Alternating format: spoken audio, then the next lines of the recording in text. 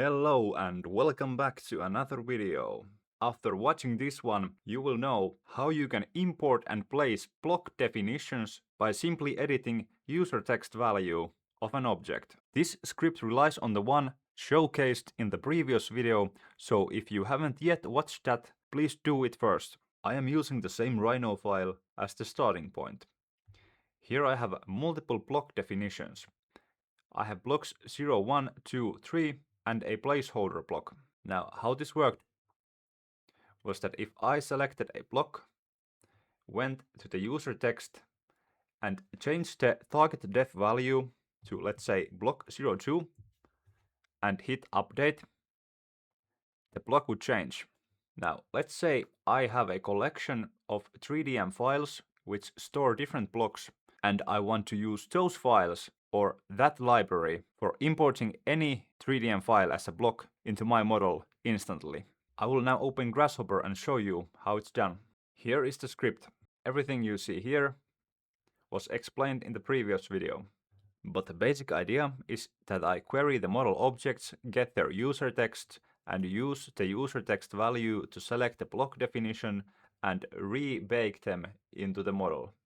Now I additionally use the values and concatenate to construct a file path, and then I use the import model block definition component with the constructed file path and a constant import to bring the block definitions from my folder to the model.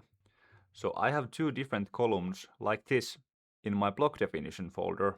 Now when I open Rhino, select an object and change the target def to column 1 and hit the update, I am now getting the column 1 from the 3DM file as a block definition that is applied to this instance.